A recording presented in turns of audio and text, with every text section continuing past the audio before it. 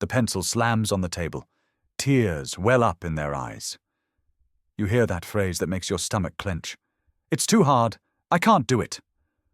Whether it's homework, tying their shoes, or building a tower of blocks, that phrase can stop all progress in its tracks. And as a parent, a terrifying question echoes in your mind. Am I raising a quitter? How do I teach them to be resilient and keep trying? I know that feeling of helplessness. In this video, I'm going to give you the exact, science-backed tools to transform your child's "I can't" into "I'll try." We will turn frustration into fascination. But to do that, you must know about the one single, most common mistake loving parents make that actually reinforces the belief that they can't succeed. And it's probably something you said this morning. First, I want you to take a deep breath and let go of any guilt. You are not a bad parent. Your child is not lazy or defiant. This "I can't" phase is a classic sign of what psychologists call a fixed mindset. It's the belief that our abilities are set in stone. You're either smart or you're not. You're good at math or you're not. When a child with a fixed mindset faces a challenge, their brain screams, "Danger! I might fail and prove I'm not smart." So they give up to protect their ego. Our goal is to gently guide them toward a growth mindset. This is the powerful, life-changing belief that the brain is like a muscle. The more you use it, the stronger and smarter it gets. Challenges aren't threats. They are opportunities to grow. Understanding this difference is the key that unlocks everything else we're about to discuss. Our first step is the most counterintuitive. When your child says, "I can't," your instinct is to say, "Yes, you can. Come on." But this creates a power struggle. Instead, we need to acknowledge the feeling, not the statement. Your child isn't looking for a cheerleader. They are looking for an ally. They need to know you see their struggle and you're on their side. The goal is to connect before you correct. So get down on their level, make eye contact, and validate their emotion. This simple act lowers their defenses and opens their mind to a new possibility. So, instead of jumping in with a solution, you're going to say this: "Wow, this puzzle looks really tricky. I can see why you're feeling so frustrated right now. It's hard when things don't work out the first time." See the difference? You're not agreeing that they can't do it. You're agreeing that it's hard. And that is a world of difference to a child's brain. Now for the big one. This is the mistake I mentioned earlier, and it comes from a place of love, which makes it so tricky. We must banish the "you're so smart" label. I know it feels like the ultimate praise. But research by Dr. Carol Dweck, a Stanford psychologist, shows this is one of the most damaging things we can say. When we praise a child's innate intelligence, we are cementing that fixed mindset. They think, "Okay, I'm smart. I must protect this label at all costs." So they avoid any challenge that might make them look not so smart. The solution: praise the process, not the person. Praise their effort, their strategy, their focus, their persistence. This teaches them that the thing we value is the work they put in, not some label they were born with.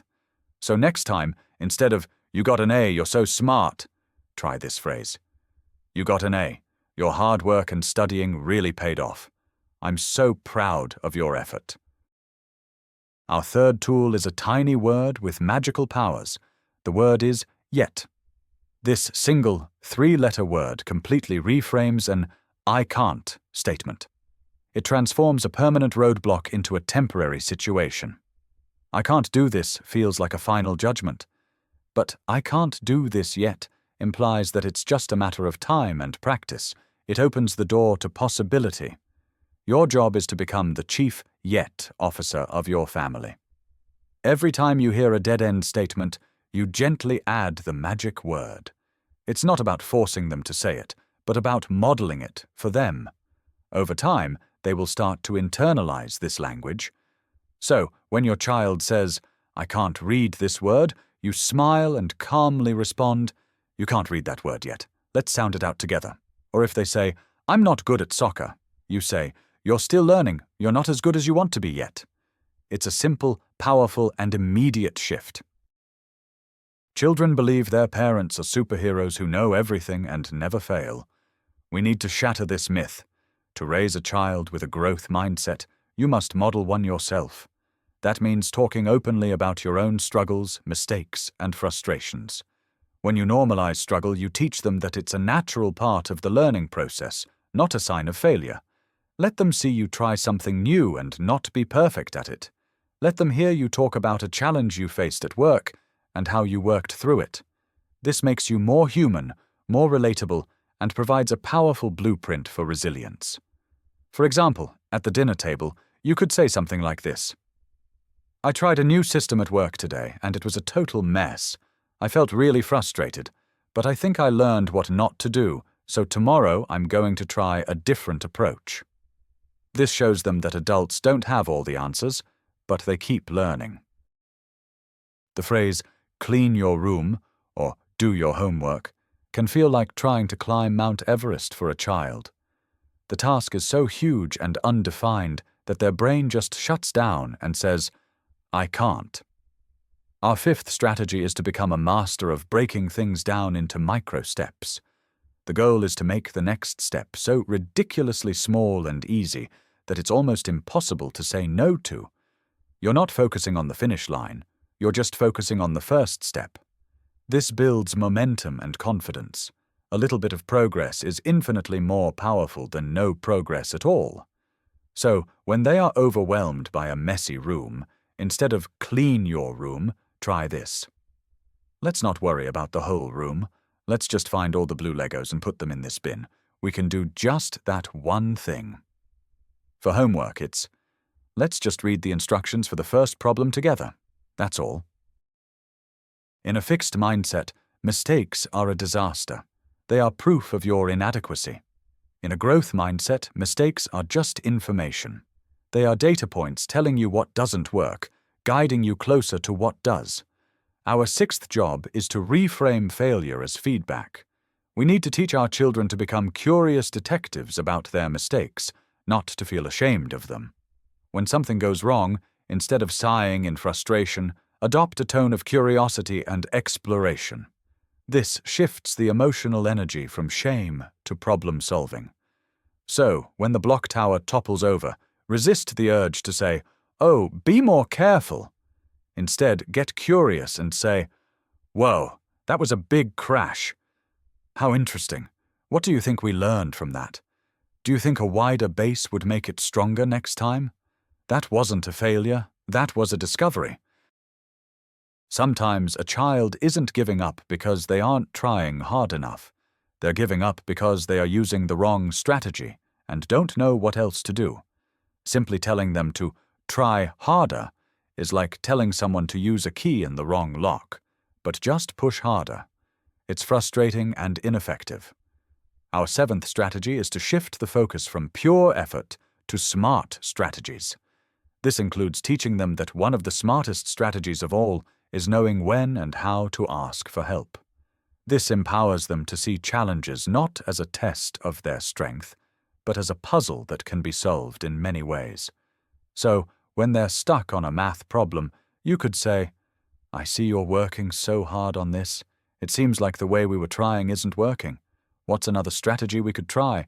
Should we draw a picture of the problem? Or maybe we can look at an example together?" The language we use to set boundaries and expectations matters. Many parents use if/then statements that sound like threats, such as, "If you don't clean your room, then you can't have screen time." This creates a battle. Strategy number 8 is to flip this into a positive when/then statement. This small change frames the chore not as a punishment, but as the gateway to the fun thing they want to do. It puts them in control and makes you a partner in their success, not a gatekeeper of their fun. It connects their responsible actions directly to a positive outcome. So, the next time you need them to put away their toys, try this instead. When your action figures are back in their box, then it will be time for us to read that new book you love. I'll get it ready for you. It's a collaborative, forward-looking approach that reduces resistance.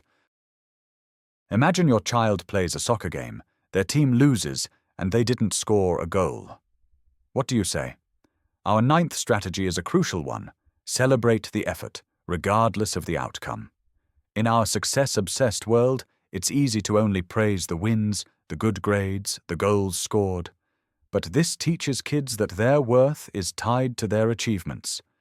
To build a true growth mindset, we must actively and enthusiastically celebrate the process. Celebrate the courage it took to try. Celebrate the focus they showed. Celebrate the fact that they didn't give up when things got tough. This shows them what truly matters.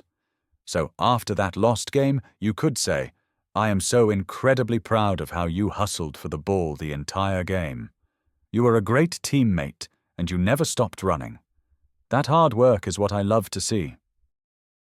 Finally, children learn best through stories. Our 10th strategy is to become a storyteller of resilience. Make a conscious effort to point out growth mindset heroes in books, movies, and real life. Talk about famous inventors like Thomas Edison, who saw his thousands of failed attempts not as failures, but as steps toward success. Talk about athletes who practiced for years before they won. These stories make the abstract concept of a growth mindset real and inspiring. They provide a powerful narrative that your child can map their own struggles onto. When they're struggling, you can connect their experience to a hero's journey. You could say, "This reminds me of that story about the mountain climber. Remember how she kept slipping, but she took a deep breath and tried a different path? That's exactly what you're doing right now. It takes so much courage to be a problem solver like her." So let's bring it all together. Shifting your child from "I can't" to "I can" isn't about a magic trick. It's about a series of small, consistent shifts in your language and your approach. Acknowledge their feelings, praise their process, not their person. Use the power of "yet." Model your own struggles, and celebrate the effort above all else. Remember, you are a good parent. The very fact that you are watching this video proves how much you care. This isn't about being a perfect parent, because they don't exist. It's about being a growing parent, just like you want to raise a growing child. You have the tools now. You've got this. If this video was helpful, please click that like button and subscribe for more tips to help you on your parenting journey. And now, I'd love to hear from you. What's the biggest "I can't" challenge you and your child are facing right now? Share it in the comments below. Let's create a community and support each other.